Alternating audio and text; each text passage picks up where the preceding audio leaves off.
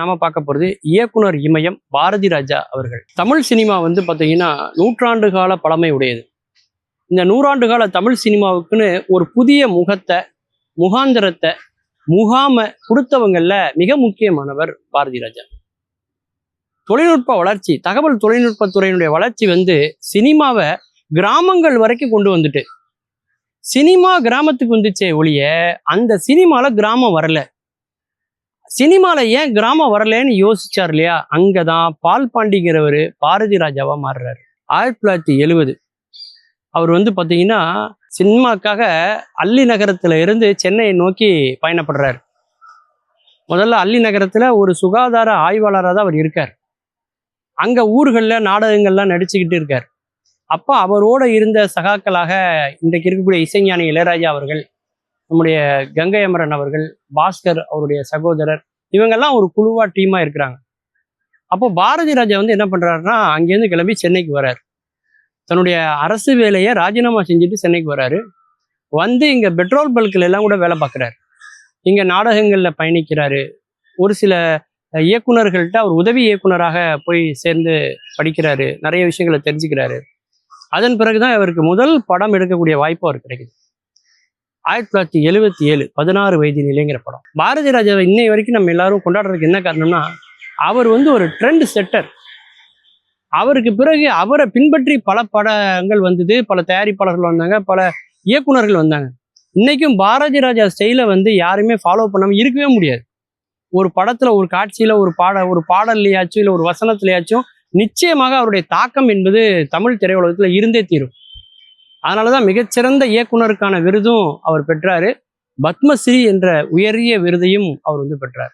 பாரதி ராஜாவோட பெரிய ஸ்பெஷாலிட்டி என்ன அப்படின்னு பார்த்தீங்கன்னா, கதையினுடைய கரு, கதையினுடைய களம், கதை மாந்தர்கள், கதை மாந்தர்களினுடைய மொழி, இந்த 4லும் மிகப்பெரிய மாற்றத்தை செஞ்சதுனாலதான் பாரதி ராஜா இன்னைய வரைக்கும் கொண்டாடப்படுறார்.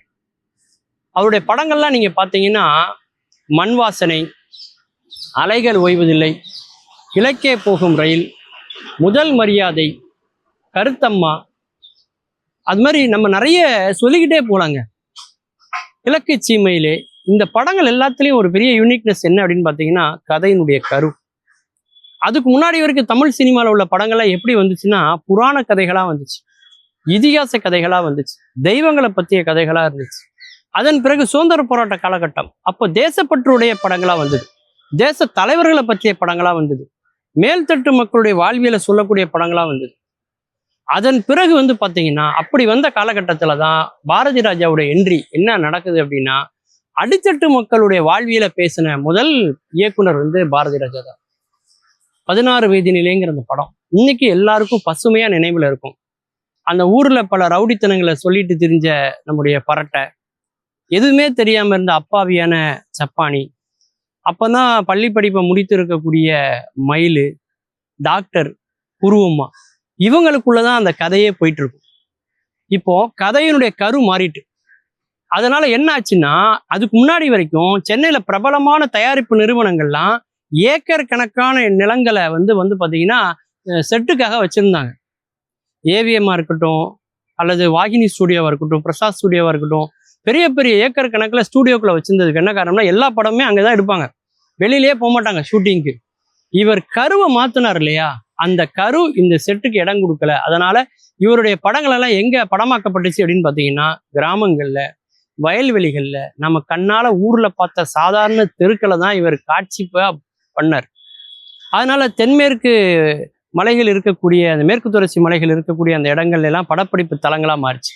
எல்லாருமே ஆச்சரியப்பட்டாங்க.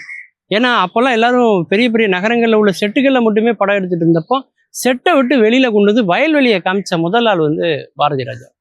காரணம், அந்த கரு மாறியது. கரு மாறிச்சா, அதுக்கு அடுத்து பாத்தீங்கன்னாக்கா கதையினுடைய களம் மாறுது, கருவுக்கு தகுந்த மாதிரி களம் மாறுது. அதனால கிராமத்துக்கு வந்தாச்சு. அதுக்கு அடுத்து பாருங்க, கதை மாந்தர்கள். கதை மாந்தர்கள்னு சொல்லும் போது அவங்கள கிராமத்துல இருக்கிறவங்க மாதிரியே காட்டணும் அப்படிங்கிறதுக்காக வெறும் கோமணத்தை மட்டுமே உடுத்தி சப்பானியை காமிச்சிருப்பார், மேல் துண்டு மட்டுமே வச்சு பரட்டையை காமிச்சிருப்பார் இல்லையா. ஒரு இடையில ஒரு ஆடை, மேல் துண்டு மட்டும்தான் இருக்கும், சட்டை இருக்காது பரட்டைக்கு. இந்த மாதிரி கதை மாந்தர்கள் அவங்க பேசக்கூடிய அந்த மொழி, சந்தைக்கு போவோம் ஆத்தாவையும் காசை கொடு அப்படிங்கிற மாதிரி இந்த வசனம், அதே மாதிரி நம்முடைய முதல் மரியாதை படத்துல நம்முடைய நடிகர் திலகம் சிவாஜி கணேசனை வச்சு அவர் ரொம்ப அருமையா அது வந்து சித்தரிச்சிருப்பார். அப்படி அந்த உடல் மொழி, அந்த நடிகர்களுடைய உடல் மொழி, அவருடைய பேசக்கூடிய மொழி, இது எல்லாவற்றிலும் மாற்றி ஒரு புதுமையை செய்து மக்கள் அவங்கள நேர்ல கண்ணில் காட்டினவர் யாரு அப்படின்னா இயக்குனர் இமயம் நம்முடைய பாரதி ராஜா அவர்கள். மீண்டும் பல புதிய தகவல்களோடு அதில் அறியப்படாத பக்கங்களோடு உங்களை சந்திக்கிறேன். நன்றி, வணக்கம்.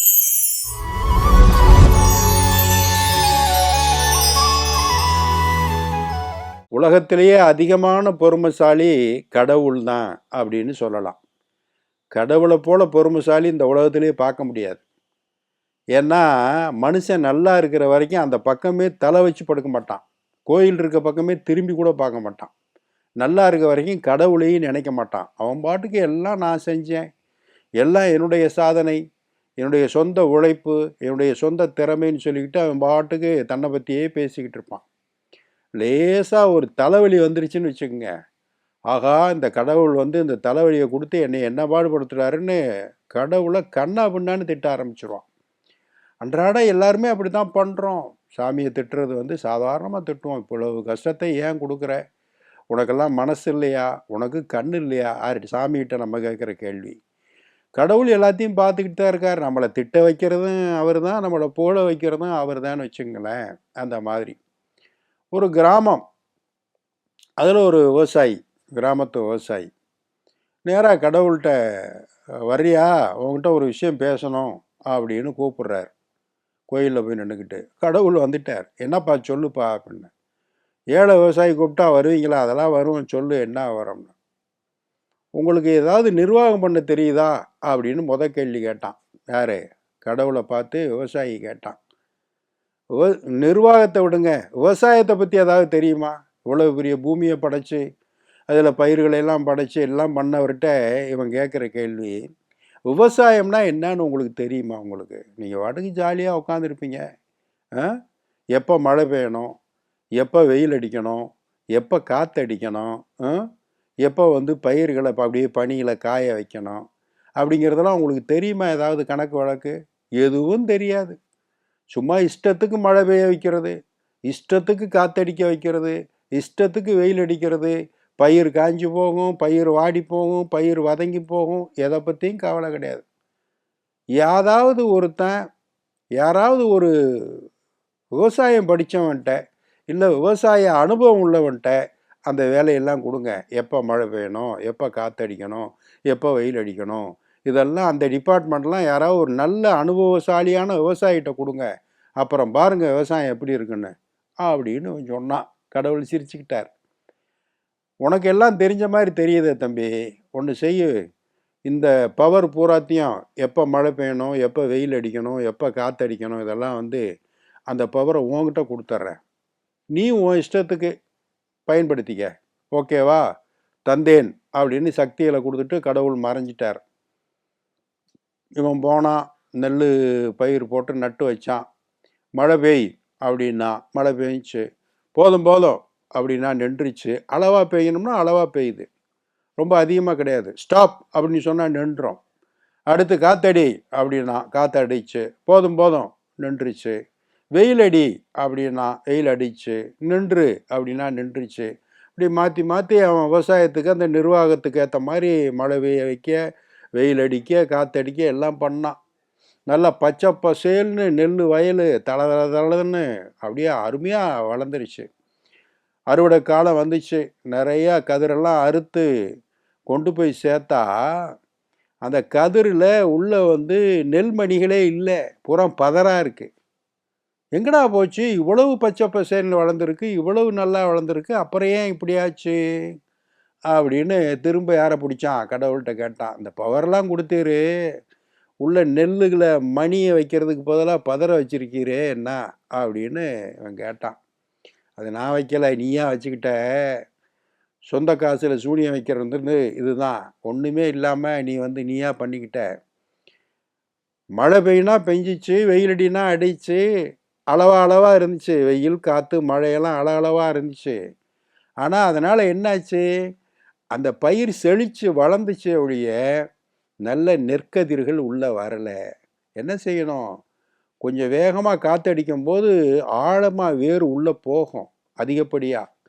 கொஞ்சம் தண்ணி இல்லாமல் வெயில் அடித்து காயும் போது என்ன செய்யும், நெல் தன்னுடைய வேர்களை கொஞ்சம் பரவலாக விரிக்கும், அங்கங்கே தண்ணியை சேகரிக்கும், கஷ்டப்படும். கஷ்டப்பட்டு பெறுகிற உடம்பும் அந்த உழைப்பும் தான் வைராக்கியமான உடம்பாகவும் நல்ல விளைச்சலை தருகிற உழைப்பாகவும் இருக்கும். சும்மா வீட்டுக்குள்ளேயே நிழலுக்குள்ளேயே வளர்கிற செடி எப்படி இருக்கும்? நிழலுக்குள்ளேயே வளர்ந்தா, நேரத்துக்கு சாப்பிட்டு சாப்பிட்டு வளர்ந்தா உடம்புல சதை தான் வைக்கும் ஒழிய கண்டென்ட் சரியாக இருக்காது. பார்க்குறதுக்கு ஸ்ட்ரக்சர் ஒழுங்காக இருக்கும், கண்டென்ட் வீக்காக இருக்கும் அப்படின்னு அவர் சொல்லிட்டு அவர் ஒரு பாடத்தை எடுத்துகிட்டு போனாராம். அடுத்த ஒரு நிகழ்வில் சந்திப்போம்.